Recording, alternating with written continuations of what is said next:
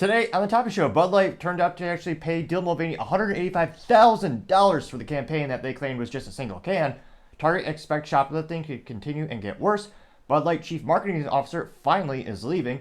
Vivek calls out Gavin Newsom for only cleaning up San Francisco when China visits. The United Auto Workers votes to ratify the General Motors contract. Mars to buy hotel chocolate for $662 million. Warren Buffett invests in SiriusXM. Mercedes opens their very first charging station in the U.S. And Cisco's quarterly earnings contribute to their largest stock drop in over a year. All of that and much more on The Topping Show.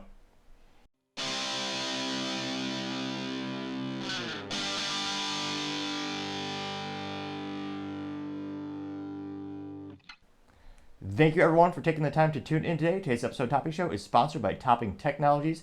Topping Technologies is an IT value-added reseller and services company with a special proficiency in IT security. Heck, I see their founder at least twice a day. Guy says he's quite handsome and brilliant. He's me, you see, that's the joke. If you're an IT leader or a business owner, you can reach the team at sales@toppingtechnologies.com. Also, trying to get to 4,000 subscribers by the end of November. So if you could click that button, I'd greatly appreciate it. Now going over to the business part of the podcast, you have Mars to buy hotel chocolate for $662 million. Now, Mars is a fascinating company, one of the oldest family-owned companies in the United States, and most people, unless you're a business nerd or a chocolate nerd perhaps, never even heard of them. But they're the parent company behind most of the brands you know and love when you go to the, I was going to say these days not many chocolate stores, more accurately the big box mart or your local grocery store, and you see the aisle of chocolate and high fructose corn syrup treats.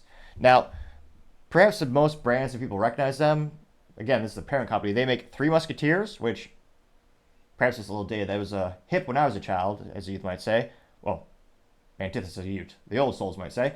They also make Milky Way, M&M's, which perhaps is the most strongest, well-known brand that they know, as well as Snickers, which is classic, as well as Twix. Those are probably the biggest names that you've heard of that you now know they're actually manufactured by the parent company, Mars.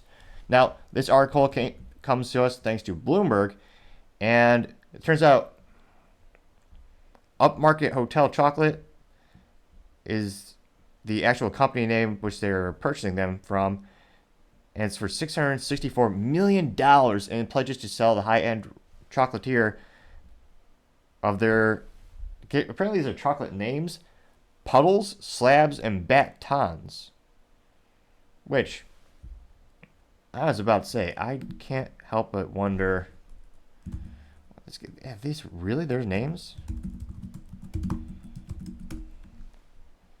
Let's see here.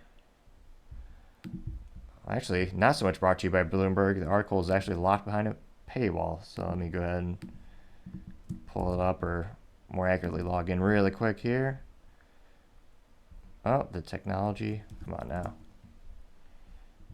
In that case, we're going to pivot, as Ross might say on Friends, which is an old reference, but still timely since in terms of business success and licensing, it seems like that intellectual property is licensed by darn near every company to gain viewership, from Netflix to now Comedy Central.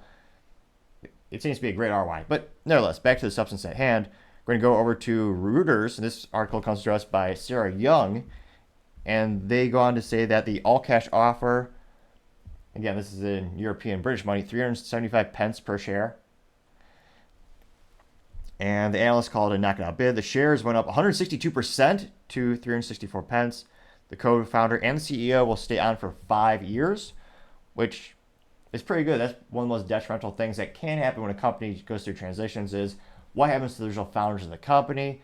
I still believe that one of the reasons that why NVIDIA is so phenomenally successful is because you had a very passionate entrepreneurial mindset founder who's still the CEO of the company to this day, and now they're trading for darn near $500 per share for a share of NVIDIA stock, and they're an industry leader bar none in their category. Now, it looks like the UK's board approved this sale as a 170% premium on the previous stock share price. The Hotel Chocolate's Chief Executive Officer Angus Thirdwell and co-founder Peter Harris, who both own 27% of the equity, said they accepted the offer, meaning the deal will earn them about 144 million pounds a piece. Wow. It looks like it took them, set it up about 20 years ago.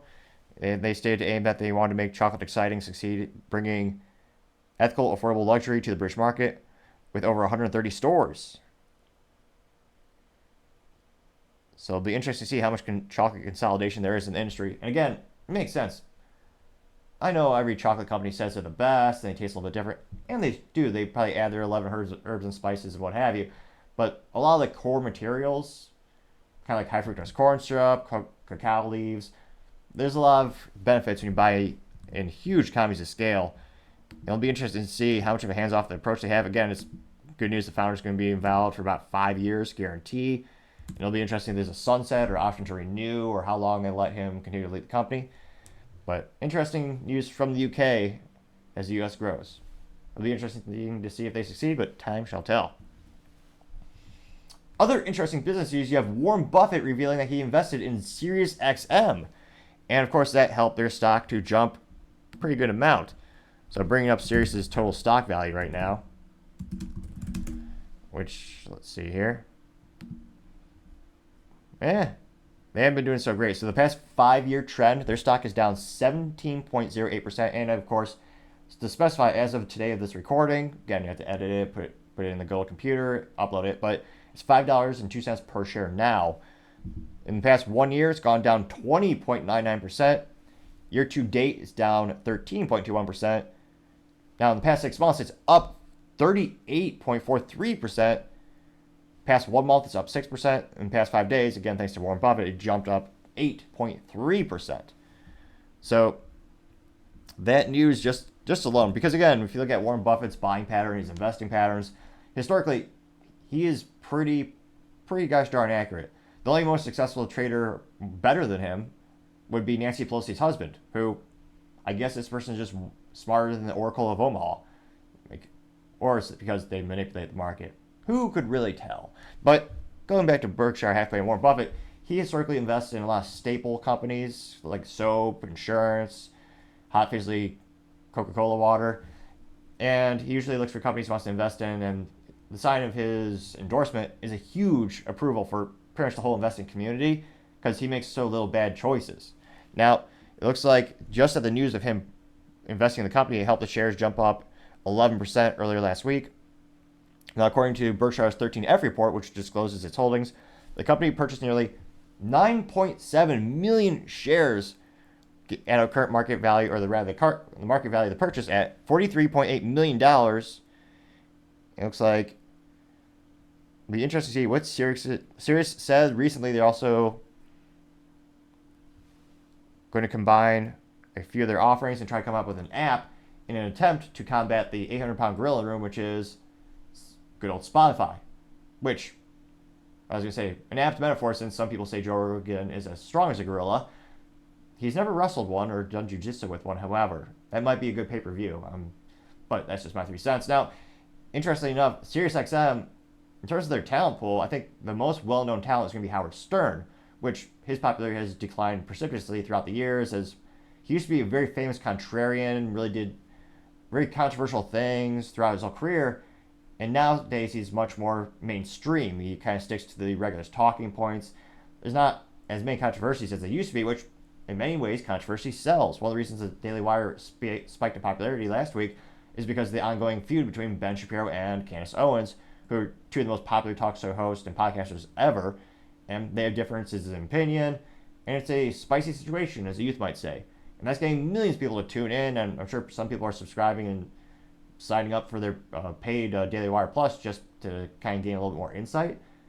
Now, with SiriusXM, again, they're going to come out with that app, but right now, realistically, and let me know in the comments if you think I'm wrong, if SiriusXM really wanted to exponentially grow the business, again, I don't know if they needed to take out a loan for this or how they would get the money, just pay Joe Rogan, make him an offer he can't refuse. Because Rogan has the largest podcast audience on the planet, bar none. And he is, for sure, making Spotify a premium amount of cash. I mean, I downloaded Spotify only because Joe Rogan's on there. That's the only reason I downloaded it. Well, of course, this show is on there too, so now you have 2 reasons. Albeit one infinitely more successful than the other. Nevertheless, it's one of those instances where it drove consumers to download, and then some people are paying for the premium Spotify. Who do you know in your social circle just anecdotally speaking, who loves SiriusXM. I mean, they have that dated profile, that dated visual appeal, where a lot of people I know just know them because it came free with a car from General Motors. Because at the time, there was a free trial with their infotainment system. And I forget if either had to put a credit card down or... I'm trying to remember when I bought my used GM and it came with a free thingamajig, or free trial. Actually, no, they weren't prudent enough to actually force you to give them a credit card so they could auto-renew. So I had it for a couple months. It just expired. And I just threw in a CD because those are awesome. I'm a little bit old that way. But nevertheless, that's kind of my whole view and my perception of the brand is their legacy methodology of distribution of media. Now, of course, an app is going to help them out, and they're consolidating a lot of their viewership. They previously owned Stitcher, which was a very popular or moderately popular podcast app. Even had my show on there for a little bit, and they shut that down because they wanted to migrate all their users. And I figure they're going to try to centralize a lot of these viewerships and come out with a more condensed, more streamlined method of reaching their consumers. And I'm sure they'll help out, and it'll decrease the confusion of who owns them, why do I care? So I'm sure that'll be an upside. But it'd be interesting. Warren Buffett's making a lot of moves, and interestingly enough, I can't help but wonder, will this be yet another thing he knocks out of the park because of long-term growth and return on investment? Or will this be one of his very, very, very few times in which he actually loses money? Let me know in the comments. It's been fascinating to hear what you have to say.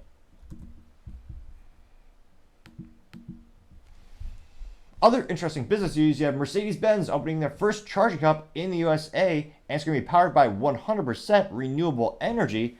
This according to an article by on a website called Electrek, which, A+ for marketing, you know exactly what it is. It's a website about electric. Now, I'm not sure, I didn't fact check this, but this author may be using a fake name. This alleged author, his name is Scooter Dow. Dow? Scooter? Really? And that's almost as ridiculous as a name like Topping. Oh, wait. Nevertheless, back to the article. Now, it looks like this is a partnership between Mercedes-Benz as well as ChargePoint, and they've opened their very first location.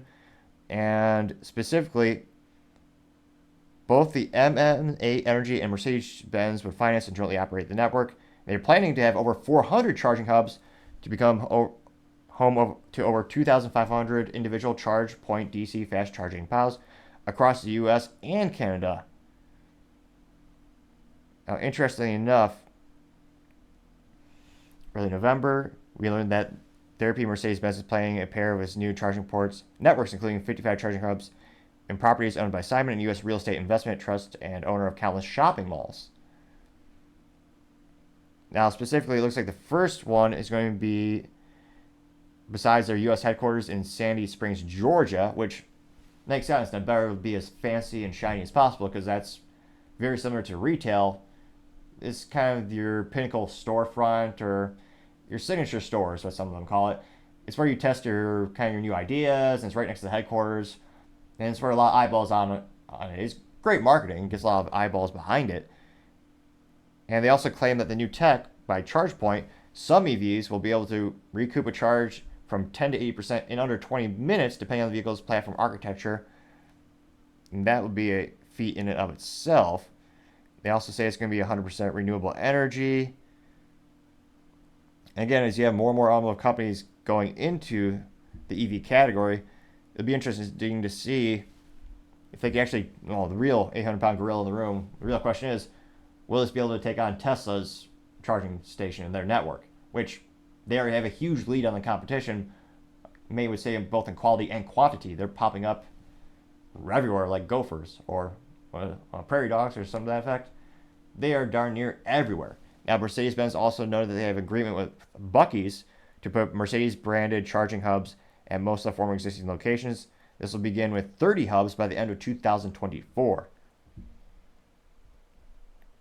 And again, call me old soul, but I don't know. When it comes to a Mercedes, like an AMG, I'd rather have a hand-built V8 by the Germans. But I know some people, maybe 18 people, they are looking forward to a lot of the EVs coming from Mercedes. So let me know in the comments if that would be something that you would prefer if you were to purchase a luxury vehicle from that brand. It'll be interesting to see, but time shall tell. Now going over to the culture part of the podcast, you have Bud Light paid Dylan Mulvaney $185,000. And we know this thanks to a breaking report from Steven Crowder and the Mug Club. Now, Steven Crowder is probably one of the fastest growing conservative commentators and entrepreneurs in media. And thanks to his subscription model, in which he is called and famously built up the brand around a mug club, and you do get a cool mug if you join, it's one of those instances where now he has a whole network of people who could either already be independent reporters, or nowadays anyone with a smartphone can become an independent reporter. And this has led to him breaking some of the largest stories of the year, including the Trans Manifesto out of Tennessee, which was covered up by the government for almost a year. Even after a request for the Freedom of Information Act, no one knew why this manifesto was being censored. Unlike every other instance where the manifesto was out in, 2 seconds? Yet he, not CNN, not Fox News, not any of these other huge companies, he broke the story, and his team broke the story. Quite literally making a dent in the universe, which is astonishing to see, and perhaps also gives you a little insight of what the mainstream media does or does not want us to do.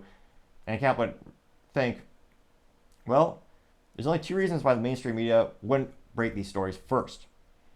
Well, one is they don't have the resources to do it, which, no, that can't be it, because again, they have multi-millions of dollars, billions of dollars in funding behind them, and they are usually owned by even larger parent companies, so it's not a funding issue.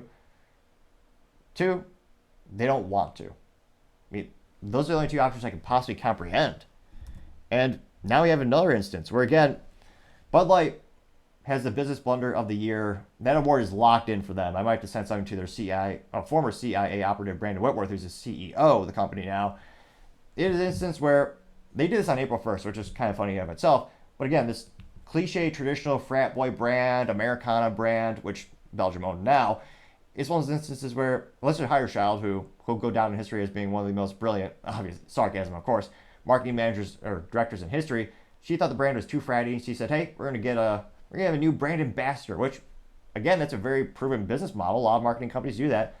They chose Dylan Mulvaney, who is a very famous trans activist who also celebrated 365 or whatever days of womanhood, in which many people were offended by a biological man doing very stereotypical women things, such as, well, even outlandish, unlogical things like prancing through the woods wearing high heels, which I did ask the female members of my family, that's not something women do.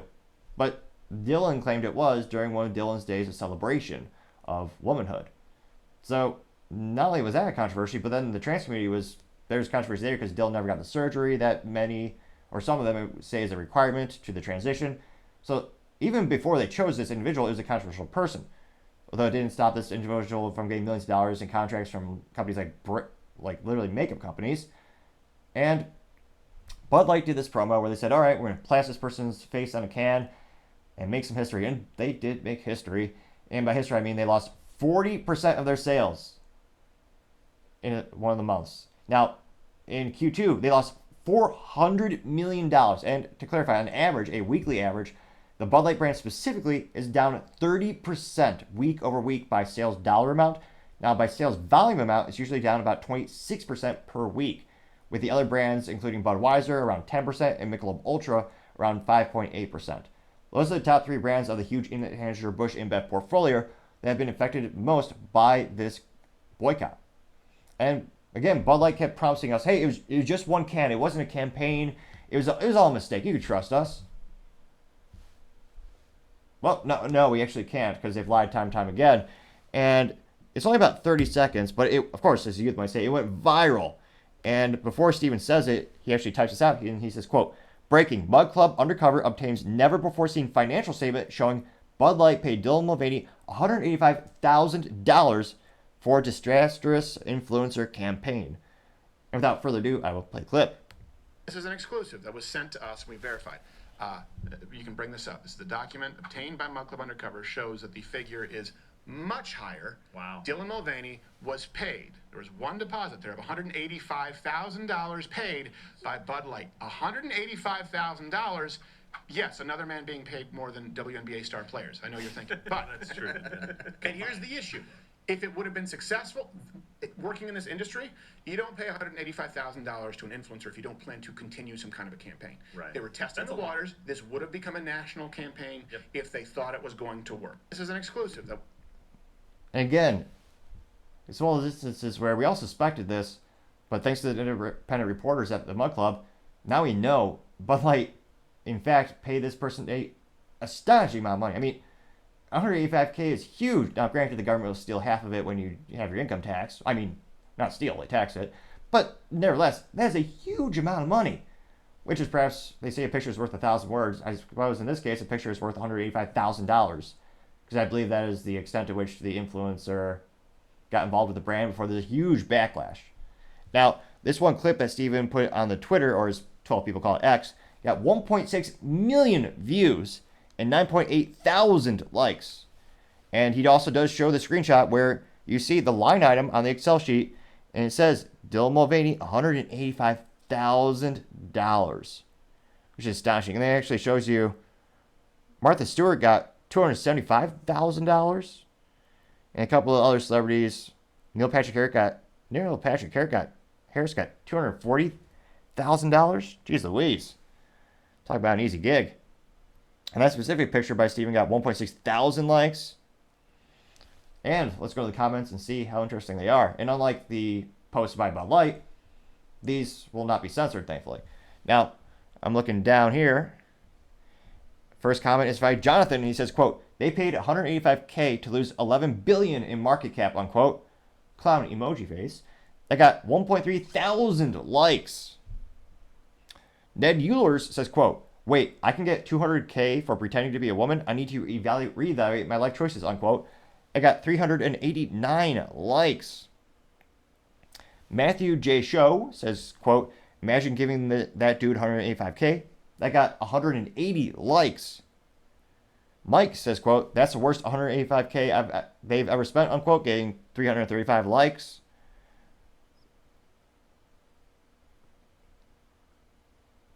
Let's see here. Someone by the name of ZNO says, quote, 5-step to torch your company. 1, find a mentally deranged man. 2, pay said man an absorbent amount of money. 3, instruct said man to showcase product. 4, leave a day for MSM to push story. 5, watch your business burn, unquote. That got 123 likes. Let's see here.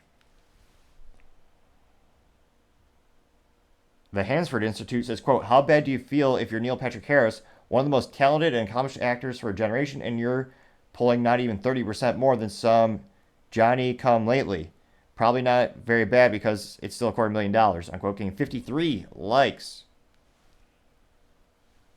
Let's see here. And a couple articles showing you all the brands that Anheuser-Busch InBev owns, which again, they own about 40 brands, which is why no matter how bad this controversy is, they'll never go out of business because of this one controversy. Because again, Bud Light specifically, they have one brand out of their huge portfolio. That's down about 30% week over week sales dollar amount. But again, they have 40 other brands. And this boycott, and it's fascinating. Let me know in the comments if you're in another country that's affected by this or participating in the boycott. But a lot of the comments I noted, even internationally, there's a little bit of pushback, but it looks like the sales specifically in the US are down the most. And it is a global, huge company.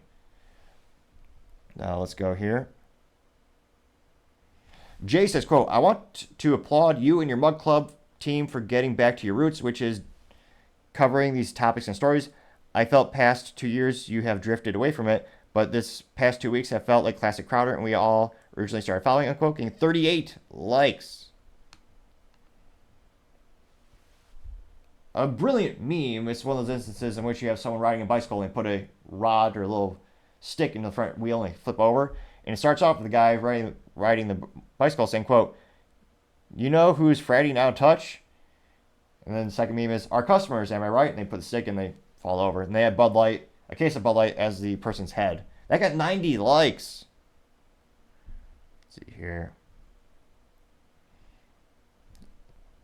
So this statement was definitely the opposite of a ratio. All the comments are, let's see here, overwhelmingly in support of Crowder and the team and roasting Bud Light, but perhaps not as roast. Oh, wait, see here.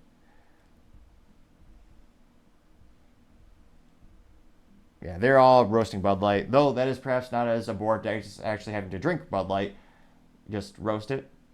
Yeah, no, there's a kernel of an idea in there. But let me know in the comments, are you surprised that Dylan got $185,000 for a picture, and I think there's even one video? $185K. That is a lot of money. And I know a lot of companies spend billions of dollars on marketing. This perhaps is the worst ROI in business history, even worse than New Coke. So let me know, are you surprised this person got $185K? And again, if so, do you think this boycott will ever decrease or cease or even get better for Bud Light? As Manager 8-Ball would say for the situation, I would say the outlook for Bud Light, it's not so good. Other interesting cultural news, you have Target expecting shoplifting to continue. Will they ever learn? Probably not. Maybe, no, I was going to say maybe, probably not. Now, this comes as, again, they are saying that they're worried about Q4, which traditionally is the best quarter of the year, fiscally speaking, for most businesses, as people go out and spend money for Thanksgiving, for Christmas, for all the holidays.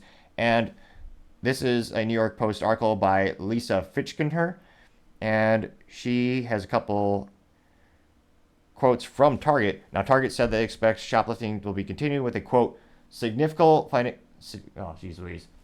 Again, I don't know if my stuttering or ineptitude of speaking can be fixed by clicking the subscribe button. However, it very well may be the cure. Possibly.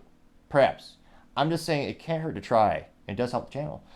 Now, one of the quotes says, Target said it expects shoplifting will continue to be a, quote, significant financial headwind, unquote, despite the big discounters' recent move to shutter locations popular with pillagers, including a store in New York City.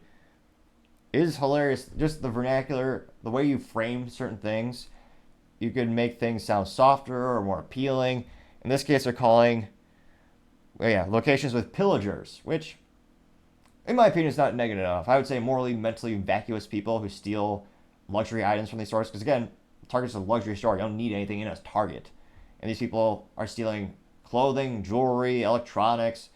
Oddly enough, it's never work boots or books, which perhaps there's a parody in and of itself. If you're a sketch comedy artist, have someone break into a store to steal a book. Lord knows I might be one of 10 people still buying paper books these days, but nevertheless, it is interesting what the things are chosen that are stolen. Now, specifically, this chief financial officer, Michael Vivek, says, quote, we think progress... Wow, grammar be damned. I'll read it. It sounds awkward, but I'll read it exactly as he says. He said, quote, we think progress there probably doesn't happen too quickly. And that was on a call where he was talking with analysts. Now, in September, Target revealed a surprise move, closing 9 urban stores by October 21st. Interestingly enough, what do all these places have in common? So they closed stores in San Francisco, and Seattle, and Portland, and Harlem. Oh yes, they're all places that do not prosecute crime. California famously used to be a felony if you steal up to $950. It's not longer anymore. Now it's a misdemeanor. And because of the public justice system and it's a volume business for them, more often than not, they do plea deals. So how do you get someone to plead? You plead down to something. That's why when it comes to like the drug epidemic, a lot of people say that there are drug dealers in prison and people who are affiliated with drugs or low-level crime. Well, that's what they were eventually charged with, but they usually plead down. Same thing when it comes to stealing. And it also doesn't help that police don't do anything in San Francisco anymore. Presumably there's still some police there, although they did clean up when China visited, interestingly enough, which shows their priorities. But interestingly enough, they just are very selective about when they do things in San Francisco. And these stores are going out of business left and right. And they're leaving these cities left and right because the profits can't be dried up so quickly. It's one of those instances where they're losing hundreds of millions of dollars. I mean, it's a multi-billion-dollar loss in the United States, retail shrinkage alone, which is kind of shows the cultural decay of the United States that we don't fix that, and also the issues with the justice system as well as the legal system, and even the insurance companies that the incentive models are to let people go, just get away with crime, which is disgusting and morally vacuous to say the least. Now, they also, Target executives know that they are worried about the safety amid the increasing violence in these stores, which, let's see. I wonder, is Target a gun-free zone? Well, I should clarify. Is Target a gun-free zone for the good guys? Let's see here. Target, a concealed carry. Let's see here. Does Target, this is according to Kiora, which they won't want me to see without logging into a myriad of accounts. But are they? I would guess no. Let's see. One more website, one more search for it.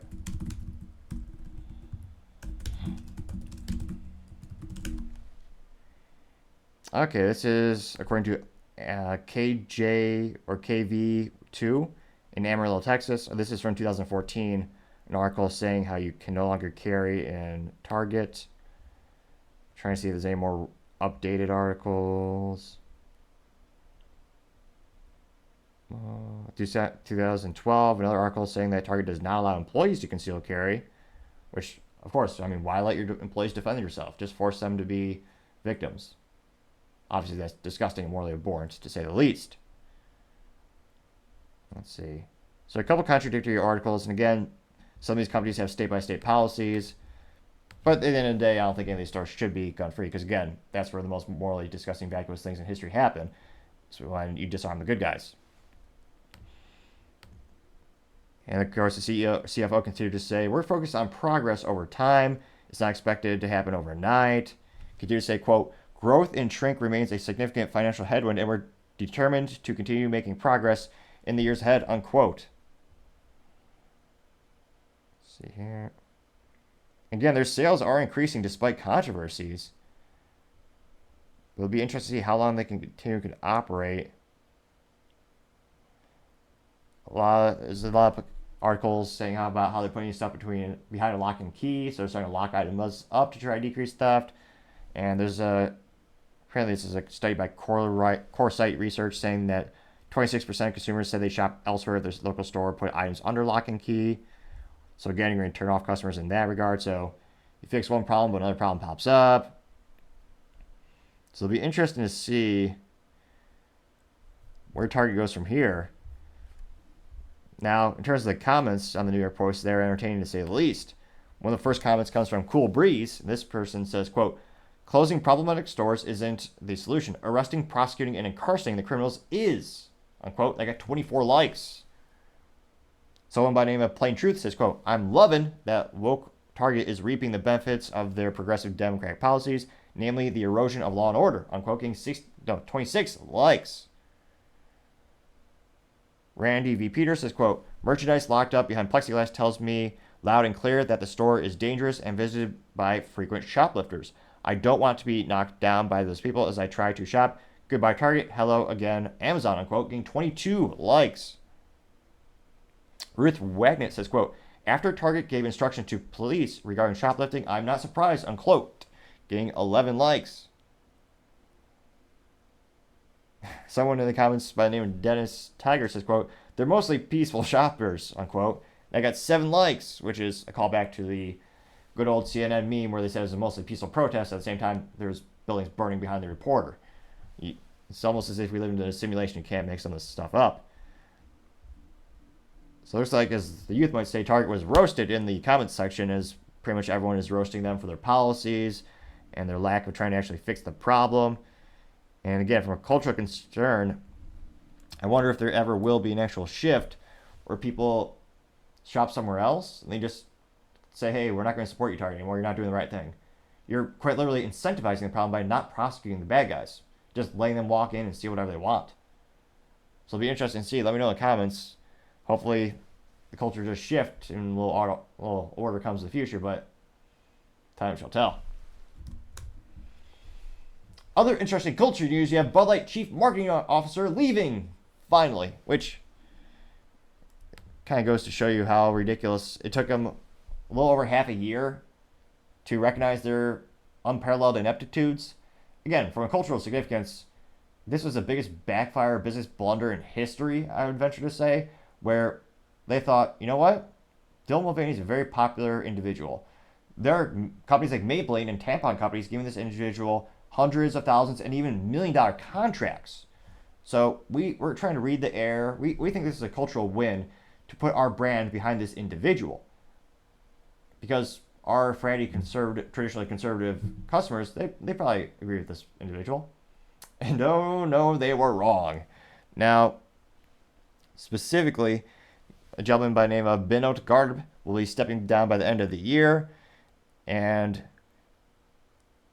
let's see here. They directly noted that instance with Dylan Mulvaney. And of course, the marketing blunder was so bad, they lost their number one spot of being the number one beer month over month for years. They were actually the number one beer for about 20 years.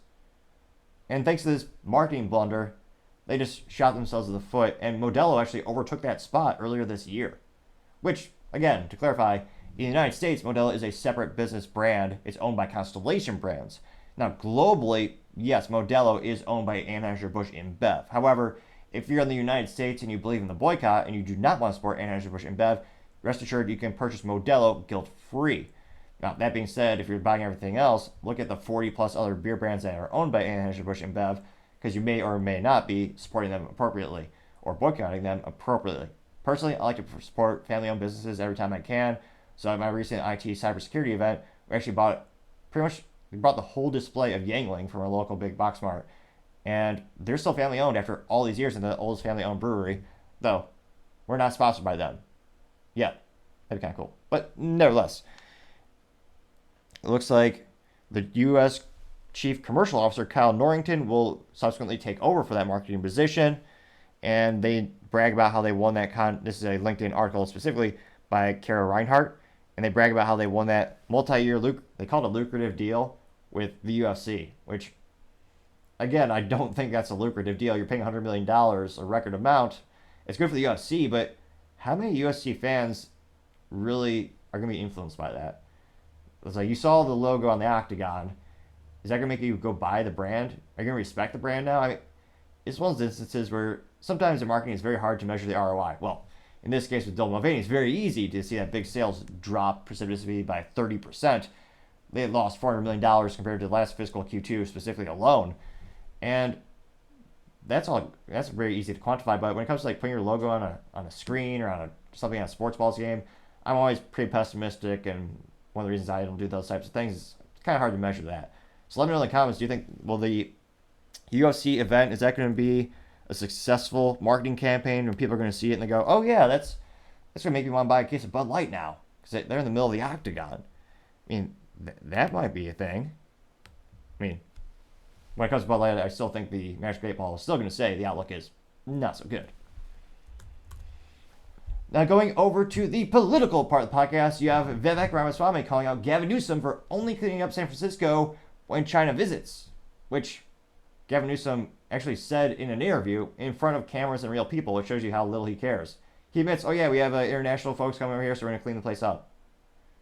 So they've shown they technically have the capabilities to get their crap together, or at least temporarily. Actually, that's good. Not even a metaphor. That's physically get their crap together because there's so much excrement from the cultural decay of San Francisco on the ground, they need to physically move that as well and clean it up. Now, Vivek did a tweet, so he had this note before he actually had the interview on CNN, and it, as youth might say, it went viral, getting over 4.6 million views. Now, he specifically says, quote, "You want to know what actual vermin is? It's what crawls around San Francisco daily until Gavin Newsom chose to finally clean it up on a dime in honor of Xi Jinping. This is classic MSM trick. Obsess over some random word Trump said and sanctimoniously condemn him while entirely ignoring the substance of what's killing our country. Won't let them get away with it," unquote. And without further ado, a little clip with Vivek. That language, they live like vermin. Do you believe that that is, as your Republican colleague Chris Christie has said, neo-Nazi rhetoric? This is a classic mainstream media move. Pick some individual phrase of Donald Trump, focus on literally that word without actually interrogating the substance of what's at issue. The word was chosen for a reason. We are in the middle of a cultural war in this country. The word was chosen for a reason. It's actually describing a series of behaviors. You have Antifa and other related groups that have been burning down cities for the last 3 years in this country. Would you describe them as vermin? Wildly violating the rule of law. We have an invasion on our southern border. We have millions of people crossing our southern border. Let's talk about the substance of why we have to recognize that we're not in ordinary times. Would you use that language yourself? The vocabulary of the vermin or not is not what's important. Well, I haven't used that language. So you would can look you? at my track record on the campaign trail. I talk about the issues. We all talk about them differently. But what I'm not going to do is play some game of focusing on some word that somebody else said without ignoring entirely the substance of what we're actually talking about. A border crisis of historic proportion. Economic stagnation we haven't seen in 50 years. A national identity crisis and the loss of national pride in the next generation that's potentially existential for this country. Let's talk about our dependence on China. Today we're actually talking about Xi Jinping, picking on Donald Trump's word vermin to talk about that status quo. You know what's vermin? What's running around San Francisco on a given day before Gavin Newsom cleaned it up on a dime to roll out the red carpet for Xi Jinping. If he could do that for Xi Jinping, he could have done it on an ordinary day, and yet we're here sitting talking not about the substance of that, but on one word that Donald Trump said in some speech in Miami. This is what's wrong with the mainstream media. Focus on the substance and let's have an actual policy debate rather than talking to a presidential candidate instead of the policy substance of what's actually going on in the country, picking on some word that Donald Trump said on a certain day and asking me for comment on it. Give me a break. As youth might say, she was roasted by Vivek. And in terms of popularity, that got 4.6 million views on the Twitter, or as 18 people call it, X, and 62,000 likes, which is ridiculously popular. Vivek actually did a tweet response to this saying, "Fire Rana," in reference to Ron McDonald, the inept, ridiculously, utterly inept leader of the RNC, which, again, they've lost years in a row under her leadership. I don't know what she's doing, if anything. That got 4.6 thousand likes. Now, getting the comments made by other people, someone by the name of Final Cut MI says, quote, "They are running out of reporters to throw into the ring with you, my dude. Still undefeated champ," unquote, getting 2.6 thousand likes. Pew Call says, quote, "Vivek is chopping down anchors left and right. Who's next?" unquote. They got 3.1 thousand likes. This individual, Pukalis, also says, quote, "She is blinking, panicking so hard, blink rate went up 3x," unquote, 1.5 thousand likes. James Jeanette says, quote, "Don't let up. Vivek Unleashed is ripping the establishment apart and they hate it," unquote, getting 1.2 thousand likes. Braley Productions says, quote, "Vivek, you are the best at not getting trapped and sidetracked. Vivek for the W." 2.9 thousand likes. Ladisha says, quote, "This should be a common sense yet so refreshing to hear coming from someone who's running for president of the United States," unquote, getting 742 likes. Shadow Facts says, quote, "Look at her face, flabbergasted," unquote, getting 597 likes. Ram Kodoti says, quote, "This lady did not expect this," getting 222 likes. I don't think there's any contrarian statements today. Let's keep going. Pragati says, quote, "Well said, Vivek. They chose not to clean up the mess until Xi Jinping came." I got 423 likes. Practic V says, quote, "Repeat this again. Vivek is a mix of Trump and Modi, two hardcore nationalists that came from outside the usual political establishment. They are both hated by the mainstream media like Vivek is. They both unlock the power of SM to connect directly with the audiences," unquote.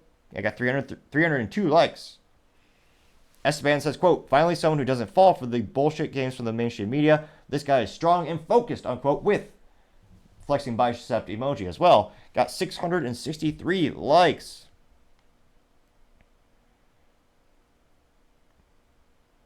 Brickyard says, quote, "You're saying what we're all thinking, screaming out, fact-based and common sense. Well done, sir." Got 575 likes. Diabolical System says, quote, "I am impressed how this man can continue with his full thought answer while being interrupted, and he doesn't flinch," unquote, 117 likes. So this is perhaps his most positively received tweet in weeks. Because again, I'm not seeing anyone, and again, I'm scrolling to see if there's any contrarian statements or anyone against him. Some people saying they're going to quit inviting him on shows if he keeps this up, which I don't really think that's a pejorative thing against him. Let's see.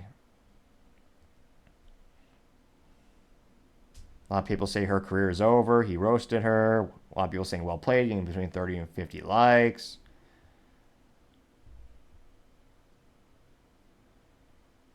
On the Joint says, quote, "Haha, look at her looking at her notes at the end of that," unquote, getting 85 likes.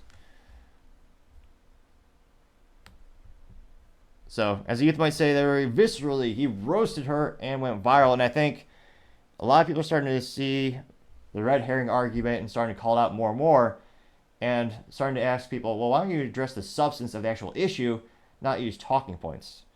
It'll be interesting to see, even if Vivek wins President of the United States, how do you fix the cultural, how do you fix the politics of places like San Francisco? Would you have to send in the National Guard to clean up the streets? Would you declare national emergency? That's what I'm curious about. I know he does a lot of long format podcasts, and obviously this is a quick television interview, so sometimes he doesn't actually go through his whole game plan. But it would be interesting to see and hear what is the idea going forward of how to actually address those issues, because again, it's a multifaceted issue, not just politically, but also culturally. So it'll be interesting to see, can you really fix places like San Francisco? But as I always say, time shall tell. Other interesting political news, you have United Auto Workers votes to ratify the General Motors contract. And some people wonder, why do I keep putting this in the politics part of the podcast? Well, UAW, the union, is one of the most largest political influencers next to the teachers union. Interestingly enough and hilariously enough, they vote and they actually pay to get politicians elected who cause all the problems they complain about, such as the ridiculous inflation, as well as their jobs being subsequently slowly but surely eliminated by the push to EVs and banning the most profitable things that they used to make, which is the good old V8, also known as the internal combustion engine and manual transmission. Now, it looks like a majority, and this is thanks to Kate Chapman, actually on LinkedIn, they noted that, quote, a majority of UAW workers have ratified a labor deal reached with General Motors. This also according to a CNBC report. Citing votes resulted posted from the union. 7 of GM's large assembly plants had rejected the proposal contract, but that wasn't enough to offset the support from about 54% of the union's more than 34,700 workers. While the vote has yet to be finalized, outstanding results from facilities representing more than 1,400 workers couldn't beat the 2,500 vote margin in favor. The deal, like the one in Stellantis and Ford, includes a 25% wage increase, but some members were looking for better retirement benefits and a shorter work week, unquote. Which, again, the level of effort, I can't help but notice the best things that you all own, love, and cherish are all made by private sector, non-unionized companies. You know, like the iPhone, Toyotas that last forever. And yet they were arguing they should get paid for a 40-hour work week, but only work for 32 hours. In addition to a bunch of myriad other uncompetitive benefits, it is, the word entitlement is used a lot these days, but it is used a lot for a reason. Now, they know that this mark will be the first approval of the labor deal with one of the Detroit Big Three following the tentative agreements.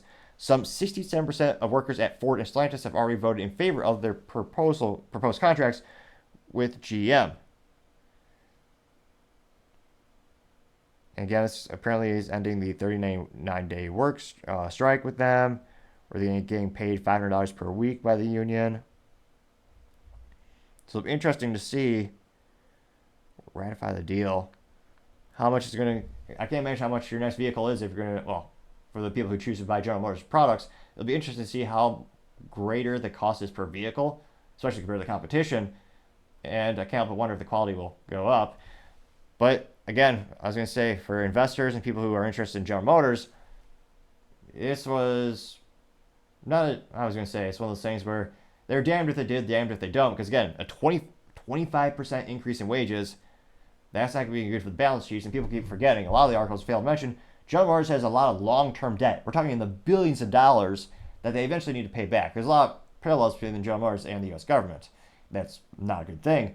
And also GM has a long track record of going bankrupt ever since Billy Durant founded the company all those years ago when he combined Buick and Oldsmobile.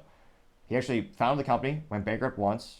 Fun little history lesson. He teamed up with a French race car driver by the name of Louis Chevrolet. They started to make consumer vehicles, built that business up where Billy was able to buy the GM back.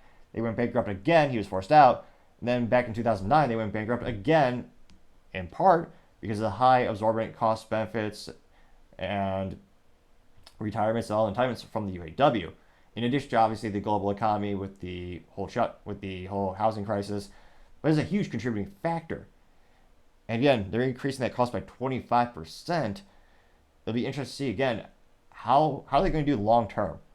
Because again, GM, they got the dealerships, which again it's not my idea. The CEO of General Motors wants to compete with Tesla. That's what Mary Barra wants to do.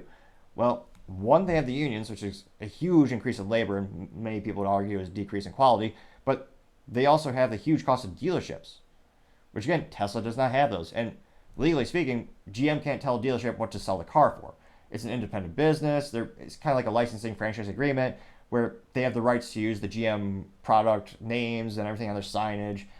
But I mean, GM doesn't see a penny of that, $10,000 markup they put on that, or the $100,000 markup they put on the new Corvette. So it'll be interesting to see. Again, I suppose it's good that this has come to it's it's done, so the uncertainty is gone. Now the real question is, what's going to do long term? Even interesting more, will the union continue to contribute greatly to political parties that cause many of the problems that they espouse that they don't like? Let me know in the comments. It'll be fascinating to hear what you have to say.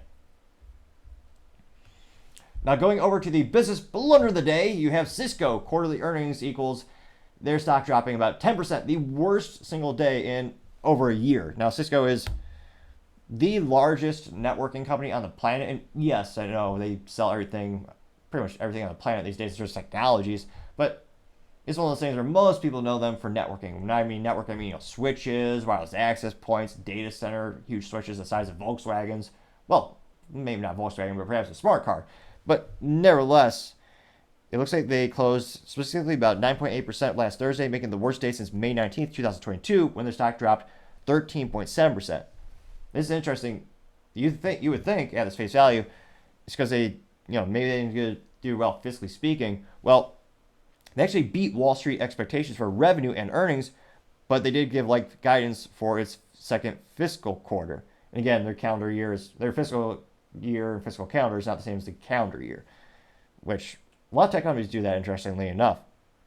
Now, the company cited a slowdown in orders as customers deployed Cisco products they had purchased in recent quarters, which again was one of those issues with the whole supply chain conundrum. It's gotten a lot better, don't get me wrong, since the pandemic. But in the pandemic, you had instances where companies, including myself, where we had Cisco projects, where we are an authorized Cisco value-added reseller services company. Well, we would place an order, and in some cases we actually paid up front, and the materials didn't get here until 9, 10, 11 months later. That was a huge skewing of the numbers. It was a logistical nightmare. Now, it looks like the company reporting earnings, trying to pull out the actual details here. They reduced their full year revenue forecast. Now, the CEO, Chuck Robbins, said, quote, "The bottleneck that we previously saw in the supply chain is now shifted downstream to implementations by our consumers and partners," unquote. Now, getting to the the fiscal amount of the impact, they know that Cisco adjusted earnings per share to $1.11 per share, beating the $1.03 LSEG, formerly Reventive, estimate. It reported a $4.67 billion in revenue for the quarter. This is not good. Versus the $14.61 billion projection, but it called for 82 cents to 84 cents in adjusted earnings per share on 12.6 billion to 12.8 billion in the fiscal second quarter. That implies a 6.6% revenue decline. Analysts polled by LSEG had expected 99 cents in adjusted earnings per share on a 14.919 billion. Now they also say that, quote, CSCO's product orders slowed down in the quarter as consumer inventory digestion with Cisco, estimating 1 to 2 quarters inventory left to be digested by consumers. That according to a Goldman Sachs analyst. I also have Bank of America analyst saying, quote, "The 20% decline in product orders has driven a 6% downswing in FY2024 revenue guidance, or a $3.2 billion cut." Now, the Bank of America continued to say, quote, "We don't attribute it to any competitive factors. Rather, it is simply a return to the true revenue environment, X backlog drawdown support, with additional weakness related to the orders reverting to the mean following the 17.4% and 20.3% product revenue growth in 3Q23 and fourth quarter 2023, respectively," unquote. So again, not so great news. They also spent one of the largest acquisitions in tech history was when Cisco went out and they bought Splunk, which is one of the most advanced as well as reputable security tools for SIM solutions, and is one of those instances where A lot of people are wondering if they'll ever actually make an ROI on that. Now, granted, you're also buying their customer base as well as intellectual property. But again, there's a lot of competition. And one of the issues with Cisco these days, at least anecdotally speaking, a lot of customers are becoming more and more price sensitive because of the economy. And they're looking at the Cisco renewals, just for the software renewals and all that. And a lot of them are starting to look at alternatives because they're looking to pinch a couple of pennies. And other alternatives are gaining in features, functionality. Aruba Networks is a great solution and a great alternative, and they've been growing pretty well. They were bought out by Hewlett Packard Enterprise years ago. So it'll be interesting to see if they're able to turn this around. But to have such a big drop and to tell people, oh, we're gonna actually decrease our expectations, that's certainly the business blunder of the day. Thank you again, everyone, for taking the time to tune in again today. Don't forget to take the time to subscribe. We're trying to get to 4,000 subscribers by the end of November. So if you could click that button, I'd greatly appreciate it. Also, leaving a comment is a great way to give me feedback. Let me know how I can make the show better and better and improve the quality. Lastly, don't forget to take the time to tell your family, tell your friends, tell your coworkers, heck, tell your enemies, tell anyone and everyone. Just stay safe, fight the good fight.